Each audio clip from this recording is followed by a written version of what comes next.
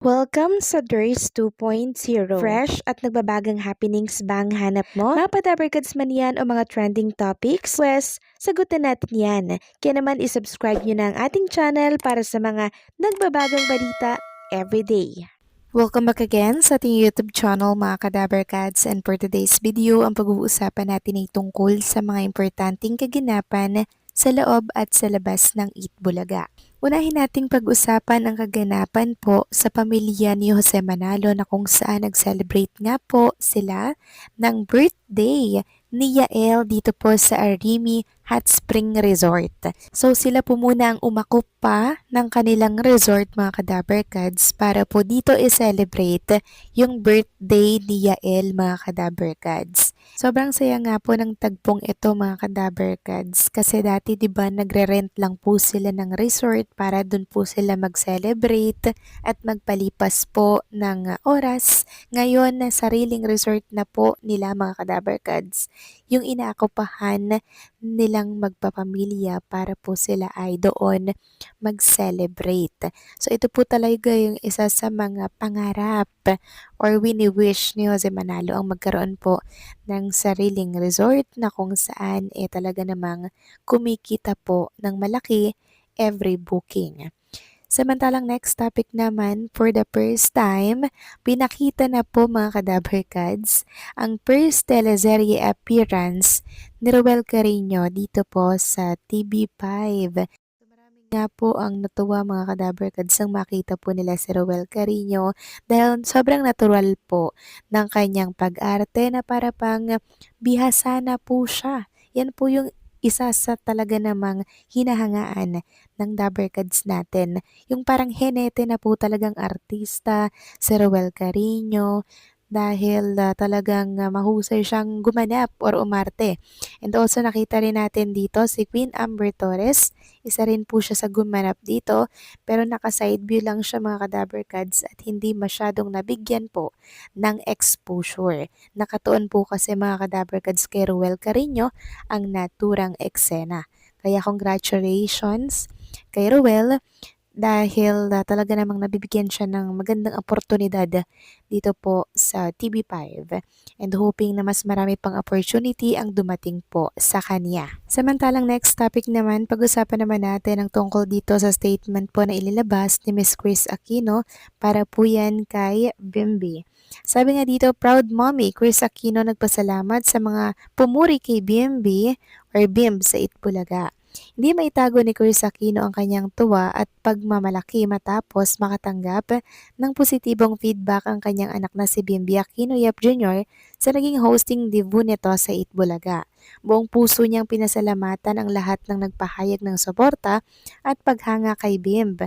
Pabiro pa niyang sinabi na tila natural lamang sa anak ang pag-host dahil sanggol pa lamang ito ay pamilyar na sa mundo ng telebisyon at lumaki sa loob ng mga studio kung saan minsan pa nga itong naging co-host niya. Higit sa talento, ipinagmalaki ni Chris ang pagiging magalang, mapagpakumbaba at marunong makisama ng kanyang anak. Mga katangiang mahalaga para sa kanya bilang isang ina. Ibinahagi rin niya na isa sa mga naging inspirasyon ni Bimb ay ang kanyang yumaong kapatid na si Benigno Aquino III sa kanyang gunita at binati rin sa karawan nito sa kabilang buhay. Ang tunay na tagumpay ng isang magulang ay hindi lamang makitang anak na magaling at matagumpay, kundi ang makita itong lumaking may mabuting puso, respeto sa kapwa, at pagpapahalaga sa mga aral ng pamilya. Samantalang pag-usapan naman natin ang tungkol dito sa naging headline po natin na Zeraisa May Dizon ay approve ang relationship kay Miss Chris Aquino para po yan kay Bimbi. So meron tayong nakitang video mga Kadabarkads ng mga bagets pa po Zeraisa May and si Bimbi na kung saan ay payag or approve nga daw po na maging asawa ni Bimbi itong si Raisa May. Yes mga Kadabarkads, talagang binitawan po yan ni Miss Chris Aquino and yung video na yan ay nagsisirculate ngayon sa mundo ng social media at talaga namang binabalik po nila ngayon. Kaya naman mas lalo pong kinilig ang mga netizen at dappercads na sumusuporta at kilig na kilig talaga dito kay Bimbi at kay Raisa May. Yan po yung pinanghahawakan po nila na si Raisa May ay approve sa pamilya po or si Raisa May ay approve para po sa pamilya ni Miss Chris Aquino at sa magiging relationship po nilang dalawa. Samantalang maraming dappercads naman ang nag-aantay ngayong araw kung darating or a-appear daw ba si Bimbi sa programang Eat Bulaga ngayong araw po yan ng Huwebes. Yung iba po talaga tinatapos po nila yung programang Eat Bulaga. Minimake sure po nila kung a-appear or lalabas ba si Bimbi. Kasi kahapon may ganap po si Bimbi mga dappercads. Kaya hindi po siya nakarating sa Eat Bulaga. So ngayong Huwebes, antabayanan po natin kung siya ba ay magpapakita or hindi. Kasi kung hindi po siya magpakita mga kadabbercads, edi antabayanan natin siya ay by Saturday. Saturday na kung saan talaga namang ito po yung pinaghahandang episode ng Itbulaga kasi ginagawa po nilang extra special, extra effort ang programang Saturday. So the more po na hindi natin nakikita at nakakasama si Bimbi sa Itbulaga, ito po ay strategy ng TVJ management para mas lalo pong manabik ang mga televiewers.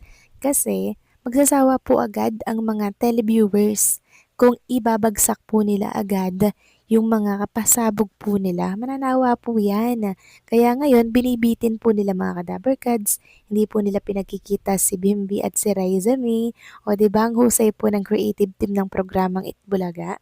Doon pa lang po mga kadabbercads, very effective. Dahil ang dami po naghahanap kay Bimbi kahapon pa sa programang Itbulaga at ngayong araw, antabayanan natin sila kung magkikita ba sila or magkakasama ba sila sa isang studio. Samantalang next topic naman, pag-usapan naman natin ang tungkol naman dito kay Atasha Mulak. So may pasili po si Atasha Mulak para po yan sa kanyang bagong project para sa Bongga Kaday. Ayon nga dito, Bongga Ka Spotlight with Atasha Mulak with a long-standing love for the performing arts. She returned to the theater stage as Annie Batong Bakal discover her audition journey, what she is most excited about, and what to expect from her in this highly anticipated musical. Ticket selling starts this July. Sign up for the waitlist now on Ticket World and be the first to secure your seats. So by July pa po ang simula po ng pagbebenta or paglalabas po ng ticket para nga po dito sa bagong project ni Atasha Mulak bilang si Annie Batong Bakal. So parang may bagong love team nga po sila mga kadabbercads dito na isang actor po ng GMA Network na kung saan talaga namang binabantayan po ng lahat dahil nakikitaan po nila ito ng magandang chemistry. So kayo ba mga kadabbercads, ano masasabi ninyo dito? Please comment down below.